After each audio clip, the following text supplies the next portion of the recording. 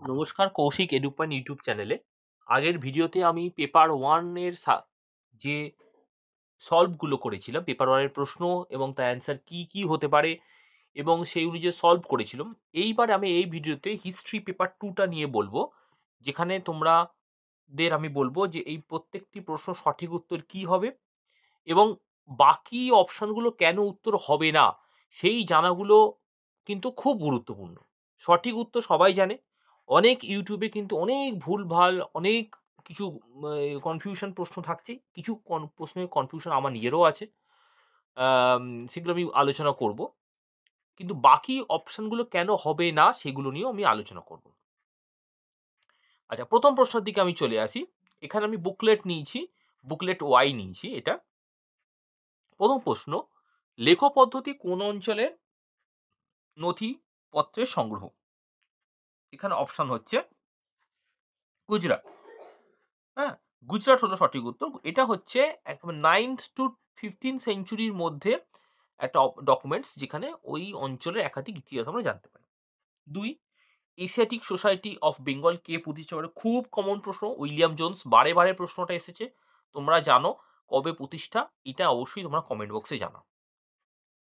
হরপ্পা সভ্যতার পতন ব্যাখ্যা করতে গিয়ে কোন ঐতিহাসিক মেসোপটেমিয়ার সঙ্গে বাণিজ্যের অবনতির কথা বলছেন? উত্তর হবে সিরিন রত্নাকর। তোমরা যদি উপিন্দর সিং পড়ো, উপিন্দর সিং এ কিন্তু পরিষ্কার এটা লেখা আছে। উপিন্দর সিং এ কিন্তু আম এইটা লেখা আছে যে মেসোপটেমিয়ার সাথে যে লাপিস লাজুলির পতন, এই জায়গাটা কিন্তু মেনশন আছে। আচ্ছা, ৪ নম্বর আছে, এই একটা অদ্ভুত প্রশ্ন দিয়েছে। জাহাঙ্গীরের অ্যালবামের মার্জিন চিত্রের বাঁশের ছাঁচে কি বস্তু ব্যবহৃত হতো? এইটা প্রশ্নটা নিয়ে আমারও কিন্তু কনফিউশন আছে। প্রশ্নটাই অদ্ভুত। যে জাহাঙ্গীরের অ্যালবাম আছে তার মার্জিনের কি হবে আমি জানি না। আমি আন্দাজে এটা বলছি, সম্ভবত পেপার হতে পারে। পেপার বা মানে টেক্সটাইল। পেপার হওয়ার সম্ভাবনাটাই বেশি। এটা আমি অনেক বই খুঁজে, অনেক ডকুমেন্টস খুঁজে কোনোই এর হদিশ পাইনি। এরকম সেট কর্তৃপক্ষ প্রত্যেক বছরই এরকম একটা প্রশ্ন রাখে। ৫ নম্বর, বাংলার কোন রাজা কনৌজের চক্রায়ুধকে সহায়তা করেন? খুব সহজ প্রশ্ন এটা। এটা হচ্ছে ধর্মপাল। আচ্ছা, পাল প্রতিহার রাষ্ট্রকূর্যের দ্বন্দ্বে যে ধর্মপাল বা কনৌজ অধিকার করছেন এবং ওখানে চক্রায়ুধকে সিংহাসনে বসিয়ে আবার তিনি অন্য রাজ্যের দিকে তিনি অগ্রসর হয়েছিলেন। চক্রায়ুধ কিন্তু এখানে সঠিক উত্তর হবে। আচ্ছা, ৬ নম্বর, কলকাতা মেডিকেল কলেজ কবে প্রতিষ্ঠা হয়? 1835। এটাও কমন প্রশ্ন। নিম্নলিখিত কোন ঐতিহাসিক রাষ্ট্র সম্পর্কিত ধারণা সার্বভৌমত্ব সম্পর্কিত তথ্যটি উপস্থাপন করে? বা concept of state and sovereignty. এইটা হবে আবুল ফজল। অনেকে বাদাউনি করতে পারে, কিন্তু এটা আমার মনে হচ্ছে স্টেট অ্যান্ড সভারেন্টি যে কনসেপ্ট, ডেফিনেটলি এটা আবুল ফজল উত্তর হবে। আচ্ছা, foundation of Muslim rule India খুব বিখ্যাত গ্রন্থ এটা, এ বি এম হাবিবুল্লাহ। আচ্ছা, জৈন ধর্মে প্রকৃত জ্ঞান বলতে কি বোঝায়? এই প্রশ্নটাও কিন্তু অনেকেই ভুল করে এসেছে। উত্তর হবে কৈবল্য। জিনাটা অন্য। জিনা মানে হচ্ছে একটা আল্টিমেট, মানে জিনাতে উত্তীর্ণ হয় জৈন ধর্মে। নির্বাণ কনসেপ্টটা জিনিস যেটা আল্টিমেট নলেজ যখন পেয়ে যায় সেই সত্ত্বে, যদিও এটা বৌদ্ধ ধর্মের ক্ষেত্রে বেশি প্রযোজ্য, জৈন ধর্মেও আছে। আর রত্ন হচ্ছে কি ত্রিরত্নকে বোঝায়। সঠিক উত্তর হবে কৈবল্য। আচ্ছা, প্রথম মুসলিম বাংলা বিজেতা কে ছিলেন? ইখতিয়ারউদ্দিন বিন বখতিয়ার খলজি, যেটা 1205-6 তিনি বাংলা আক্রমণ করছেন এবং তখন বাংলা শাসন ছিলেন লক্ষণ সেন। আচ্ছা, যে লেখক তর্ক উত্থাপন করেছিলেন যে যজমানি পদ্ধতি হল গ্রাম সম্প্রদায়ের মূল ভিত্তি? এটা হবে 11টা হবে 11 সি ওয়াইজার। ওয়াইজার হচ্ছে William H wiser. WH wiser. William H wiser. হ্যাঁ? তার একটা বই বই আছে, দ্য হিন্দু যজমানি সিস্টেম বলে একটা গ্রন্থ আছে। সেখানে তিনি এটা মেনশন করছেন। ১২, কত খ্রিস্টাব্দে ভাস্কো দা গামা কালিকট বন্দর আসেন? 1498, ঠিক আছে? তখন কিন্তু তিনি এসেছিলেন ভাস্কো দা গামা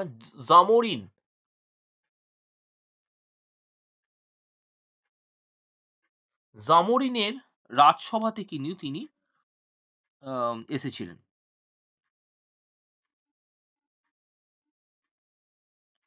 জামোরিনের রাজসভাতে কিন্তু তিনি এসেছিলেন। আচ্ছা, এবার আসছি হিমু। হিমু কে ছিলেন? হিমু ছিলেন, এটাও মানে যারা ইতিহাসে আছে তারা খুব কমন প্রশ্ন। আদিল শাহের প্রধানমন্ত্রী, এটাও তোমরা জানো। যে হিমু কিন্তু বিখ্যাত পানিপথের ২য় যুদ্ধের জন্য। আচ্ছা, 14, অশোকের লিপির পাঠোদ্ধার কে করেন? উত্তর হচ্ছে জেমস প্রিন্সেপ। হুম, জেমস প্রিন্সেপ পাঠোদ্ধার করছেন। Charles Mason. চার্লস ম্যাসন কিন্তু নামটা খুব ইন্টারেস্টিং এখানে। চার্লস ম্যাসন কি জন্য বিখ্যাত? হরপ্পা সভ্যতার উৎখননের ক্ষেত্রে কিন্তু এখানে চার্লস ম্যাসনের নাম আসে। প্রথম কিন্তু তিনি 1824 এ কিন্তু প্রথম হরপ্পা সভ্যতার যে, বাট হরপ্পা বলে তিনি জানতেন না। ওখানে একটা বসতির অস্তিত্ব তিনি কিন্তু পান চার্লস ম্যাসন। বি.এর মুখার্জিটা ওখানেও, রতীন্দ্রনাথ মুখার্জি। আচ্ছা, ভারতবর্ষের ফেডারেল কোর্ট কত খ্রিস্টাব্দে স্থাপিত হয়? উত্তর হচ্ছে 1537। 1535 খ্রিস্টাব্দে কিন্তু, সরি, 1935 খ্রিস্টাব্দে কিন্তু ভারত শাসন যে আইন হয়, সেই আইনের উপর ভিত্তি করে তিনি কিন্তু তৈরি হয় ফেডারেল কোর্ট। এবং এর প্রথম যে চিফ জাস্টিস ছিলেন হচ্ছে মরিস গোয়ার্ড ছিলেন। স্যার মরিস গোয়ার্ড ছিলেন এর প্রথম চিফ জাস্টিস। মরিস গোয়ার।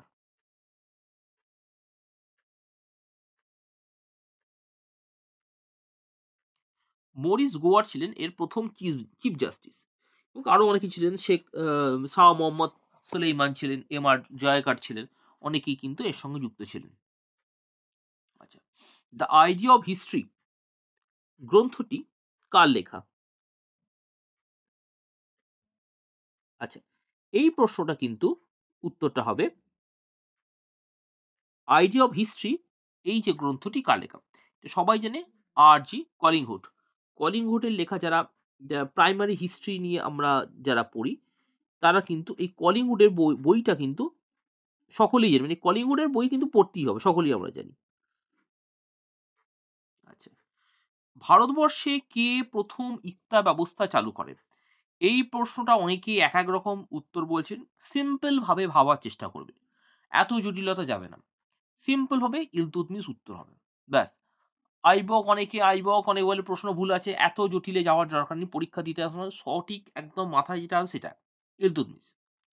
আচ্ছা, মার্ক্সীয় পরিপ্রেক্ষিতে লেখা an understanding to the study of Indian history, বিখ্যাত ঐতিহাসিক ডিডি কোশাম্বীর লেখা। শর্মা নয়, হাবিবও নয় এটা। আচ্ছা, নাথপন্থী কাদের বলা হয়? উত্তর হচ্ছে শঙ্করাচার্যের শিষ্যকুলকে আমরা নাথপন্থী বলে। এইখানে কিন্তু অনেক সময় প্রশ্ন আমরা বুঝতে পারি না সঠিক উত্তর কি হবে। দেখো, গুরু নানকের তো কোনোভাবেই হবে না, সুতরাং এই দুটো অপশন প্রথমেই বাদ হয়ে যাচ্ছে। এবং গোরক্ষনাথ বা শঙ্করাচার্য, গোরক্ষনাথটা হবে বলে মনে হবে না, সুতরাং এটা নাথপন্থী, ওটাই উত্তর হবে। আচ্ছা, যখন মুর্শিদ কুলি খাঁ বাংলার রাষ্ট্র প্রতিষ্ঠা করেন, তখন মুঘল সম্রাট কে ছিলেন? এটা কিন্তু ভালো প্রশ্ন। উত্তর হচ্ছে ফারুক শিয়ার। কারণ মুর্শিদ কুলি খাঁর ওই সময়টা হচ্ছে 1717। হ্যাঁ, তিনি কিন্তু তখন আগে দেওয়ান থেকে তিনি দুটো পদ কিন্তু একসঙ্গে করছেন এবং নিজেকে কিন্তু বাংলার সম্রাট এবং নিজেকে স্বশাসিত রাষ্ট্রের জায়গায় তিনি নিয়ে যাচ্ছেন। এবং তখন ফারুক শিয়ারই কিন্তু সিংহাসনে ছিলেন, মুঘল সম্রাট। আচ্ছা, কমিউনিস্ট ম্যানিফেস্টো কত সালে হয়? এইটাও কিন্তু একটা গন্ডগোলের প্রশ্ন। এই প্রশ্নটা ডেফিনিটলি, প্রশ্নটা কিন্তু ভুল আছে। কারণ আম এই উত্তরটা কিন্তু যে অপশনগুলো আছে, সেই অপশনগুলো কোনটাই হবে না। ঠিক আছে? এই প্রত্যেক বছর এইরকম একটা আম ভুল প্রশ্ন কিন্তু কর্তৃপক্ষ দেয় এবং তা হয়। সুতরাং যারা অ্যাটেন্ড করেছো তারা সকলেই এই নম্বরটা পাবে। হয়তো আম আ সকলকেই নম্বর দেয়া হবে। একটি প্রশ্ন কিন্তু এখানে সঠিক উত্তর হবে না। ঠিক আছে? আচ্ছা। এখানে সঠিক উত্তর যদি আমরা বলি তো উত্তর হবে 1848। এইটা কিন্তু সঠিক উত্তর। যাকে নাকি করে জানি না। যে নতুন ফসল দক্ষিণ আমেরিকার মহাদেশ থেকে মধ্যযুগে ভারতবর্ষে এসেছে উত্তর হচ্ছে লঙ্কা। এটা পর্তুগিজদের মাধ্যমে ভারতবর্ষে আসছে। কাদম্বরী কার লেখা? একেবারে বেসিক প্রশ্নগুলি বানভট্টের কাদম্বরী সবাই জানো। এটা আর কিছু বলার নেই। ১৬ মহাজন পদ্মের মধ্যে কোনটি এর অন্তর্গত ছিল না? এটাও সহজ। চোল, মগধ, মিডল গান্ধার, উত্তর পশ্চিম ভারত, কোশল তো সবাই জানো। যেটা আমাদের উত্তর ভারতীয় কোশল। একমাত্র চোলটা কিন্তু হবে না, চোলটা সঠিক উত্তর হবে। ১৮৫৭ সালে মহাবিদ্রোহের সময় বাহাদুর শাহের সর্বাপেক্ষা বিশ্বস্ত পরামর্শদাতা কে ছিলেন? এখানে ওটা হবে হাকিম আসানুল্লাহ। এটা হবে সঠিক উত্তর। আচ্ছা, জাতকে উল্লিখিত গিল্ড আ গুলোর সংখ্যা কত? এখানেও কিন্তু একেকজন একেক রকম প্রশ্ন দিয়েছি গিল্ড গুলো কত হবে না হবে। কিন্তু বা গিল্ড বা শ্রেণী বলি, এখানে সঠিক উত্তর হবে ১৮ টি গিল্ড ছিল। সঠিক উত্তর কিন্তু ১৮ হবে। আচ্ছা, প্রশ্ন অনুযায়ী আমি এটা দেখছি যে জাতকে কটি গিল্ডের আছে। আমি এখানে একটা আর্টিকেল লিখছি গিল্ডস ইন অ্যানসিয়েন্ট ইন্ডিয়া, কিরণ কুমার থাপালে। এখানে কিন্তু এই আর্টিকেলটা আমি যে দেখলাম স্পষ্টইভাবে লেখা আছে যে গিল্ড ভারতবর্ষে কিন্তু ১৮টি মাত্র গিল্ডের অস্তিত্ব ছিল। আমি এখানে একবার হাইলাইটস করে দিচ্ছি জায়গাটাকে, তাহলে বোঝা যাবে।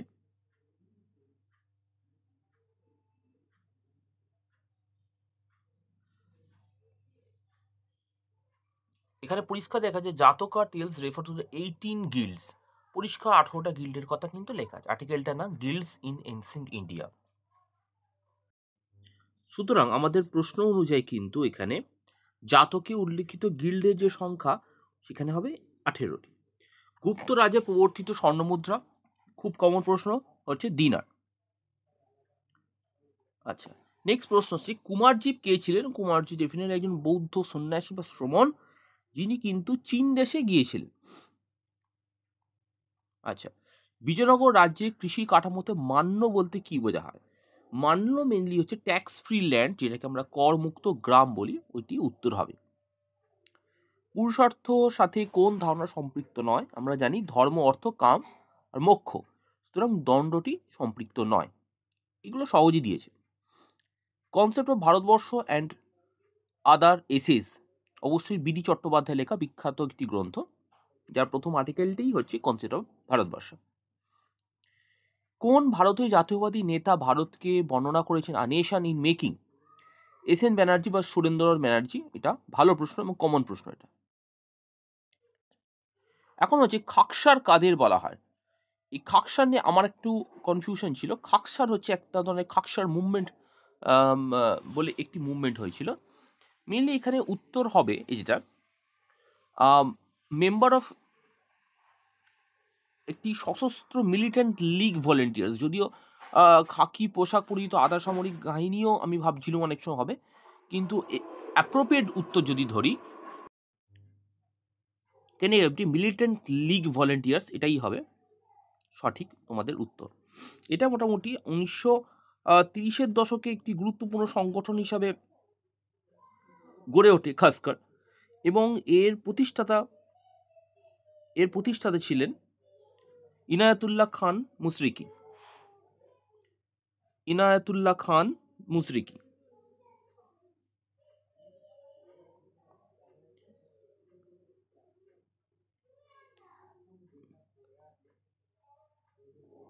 ইনায়াতুল্লাহ খান মুশরিকি। আচ্ছা, যে দার্শনিক মত বেদের আধিপত্য স্বীকৃতি দেয়? উত্তর হচ্ছে আস্তিক।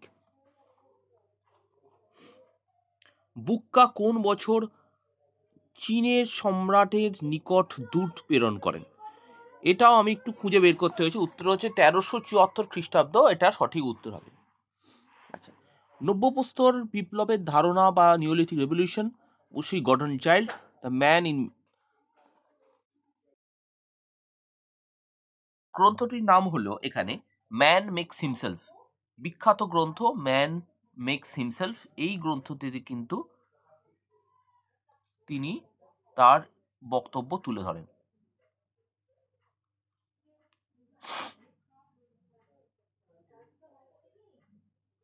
আমি এটা ট্যাবেই হাতে লিখছি, আমার পেনটা এই মুহূর্তে নেই, এই জন্য আমি অসুবিধা হচ্ছে। যাক, বাংলা কোন সুলতান চৈতন্যকে গভীরভাবে প্রভাবিত করেছে চৈতন্য ভাবনার? উত্তর হচ্ছে হোসেন শাহ। একটা প্রশ্ন এবারে দেখা গেছে যে ইন্ডিয়া রিলেটেড থেকে বাংলা সম্পর্কিত প্রশ্ন কিন্তু এবারে বেশি ছিল, সুতরাং সেইটা কিন্তু আমাদের একটু দেখতে হবে যে বাংলা রিলেটেড কিন্তু পরের বারে এতটা সাধারণত থাকে, কিন্তু বাংলা সম্পর্কিত কিন্তু প্রশ্ন, বাংলা বিপিনচন্দ্র কিন্তু এই রিলেটেড একেবারে কোর বেঙ্গল যেটা প্রশ্ন, সেইটা কিন্তু অনেকই ছিল। আমি বলবো ছাত্রছাত্রীদের যে পরের বারের থেকে কিন্তু পরীক্ষায় এই ধরনের প্রশ্ন কিন্তু একটু দেখিয়ে যাওয়া সব থেকে ভালো হবে। আচ্ছা, নেক্সট প্রশ্নকে আমরা যাচ্ছি। ইন্ডিয়ান লীগ কে প্রতিষ্ঠা করে? ইন্ডিয়ান লীগ কে প্রতিষ্ঠা? উত্তর হবে শিশির কুমার ঘোষ। শিশির কুমার ঘোষ প্রতিষ্ঠা করছেন এখানে ইন্ডিয়ান লীগ। এখন এই ইন্ডিয়ান লীগের শিশির কুমার ঘোষ কিন্তু বিভিন্নভাবে বিখ্যাত। প্রথম কথা হচ্ছে ইন্ডিয়ান লীগের ইনি কিন্তু পরবর্তীকালে অমৃতবাজার পত্রিকার সঙ্গে কিন্তু যুক্ত হন। শিশির কুমার ঘোষ এখানে পরবর্তীকালে যুক্ত হন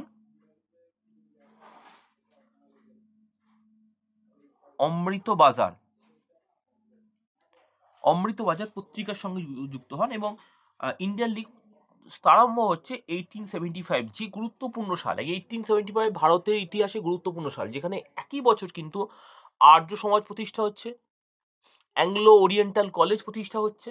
এই গুরুত্বপূর্ণ জিনিসগুলো কিন্তু 1875 হচ্ছে। আচ্ছা, নেক্সট প্রশ্ন। কোন স্থানে অশোকের প্রতিকৃতি পাওয়া গেছে? উত্তর হচ্ছে কানাগানাহাল্লি বা কানাগানহাল্লি। এই স্থানটি তোমরা যদি এই সম্পর্কে তোমরা ইনফরমেশন যদি চাও, পরিষ্কার উপিন্দার সিংয়ে কিন্তু লেখা আছে, উপিন্দার সিং কিন্তু এটা লেখা আছে, এবং এমন একটি জায়গা কানাগানহাল্লি যেখানে অশোক এবং অশোকের স্ত্রী দুজনেরই কিন্তু প্রতিকৃতি পাওয়া যাচ্ছে। আচ্ছা, 40, মিশ্র অর্থনীতিতে কোন দুটি বিষয়ক সহাবস্থাক অবস্থান করে, মানে একই সঙ্গে দুটো চলে, হচ্ছে public sector and private sector. সরকারি প্রতিষ্ঠানও থাকবে এবং বেসরকারি ইনস্টিটিউশনও থাকবে।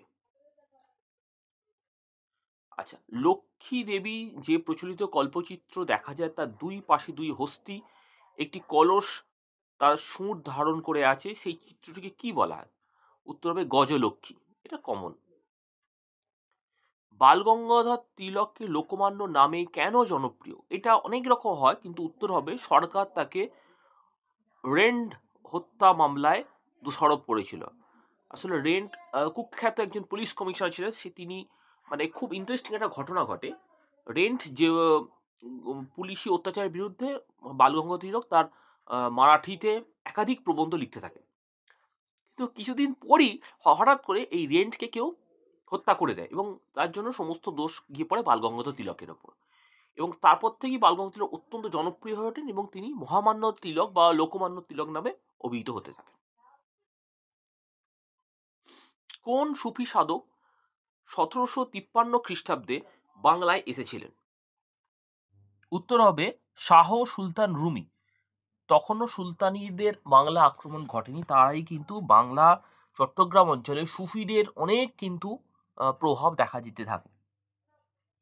আচ্ছা, নেক্সট প্রশ্ন। নিম্নলিখিতর মধ্যে কোনটি মহা গুজরাট আন্দোলনের অন্যতম নেতা ছিলেন? এখানে উত্তর হবে ইন্দুলাল ইয়াজ্ঞিক। এই আন্দোলনটা কি মহা গুজরাট আন্দোলন? সেটা হচ্ছে 1956 খ্রিস্টাব্দে যে ল্যাঙ্গুয়েজ আন্দোলন হয়েছিল, ল্যাঙ্গুয়েজ মুভমেন্ট, তারই একটি অংশ। আচ্ছা, 1956 সালে নেক্সট প্রশ্নই আছে, রাজ্য পুনর্গঠন অনুযায়ী কোন রাজ্যটি এর মধ্যে গঠিত হয়নি? উত্তর হচ্ছে মহারাষ্ট্র। ঠিক আছে, অন্ধ্রপ্রদেশ, কেরালা, মধ্যপ্রদেশ অবশ্যই হয়েছিল, কিন্তু ওটা হয়নি। মঙ্গলদের সঙ্গে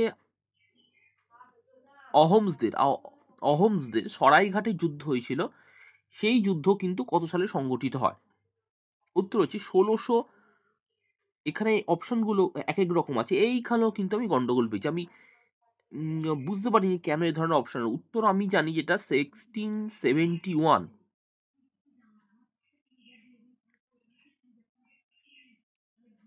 1671 কিন্তু জানেন এখানে কি ধরনের অপশন দেয় একবার চেকও করে না। ঠিক আছে, এ মোগলদের সঙ্গে অহোমদের, আমাকে তোমরা কমেন্ট বক্সে জানাও এই অহোমদের নেতৃত্বে সেই সময় তখনকার দিনে কে ছিলেন। 47 থেরিগাথা নামক গ্রন্থটি কার সাথে সম্পর্কিত? উত্তর হচ্ছে বৌদ্ধ ধর্ম, থেরোবাদ যেটা আমরা বলি সেখান থেকে থেরিগাথা। নিম্নলিখিত ঐতিহাসিক গবেষণার ধারা বা কৌশলের মধ্যে কোনটি সাম্প্রতিকতম? এটা একটা আমারও কনফিউশন ছিল কোন হতে পারে। আমার মনে হয় স্টাডি অফ ডকুমেন্টস বা নথির অধ্যয়ন। এই দুটো তো হবেই না, এটা অনেকদিন 80-র দশক থেকে আরম্ভ হচ্ছে, বাট এইটাই আমার মনে হয় নথির অধ্যয়ন হতে পারে, এটা সঠিক হতে পারে। অনেকেই যদি অন্য মনে হয় সেটা আমাকে অবশ্যই তোমরা জানাবে। 49 সুলেইকুল শব্দের অর্থ কি?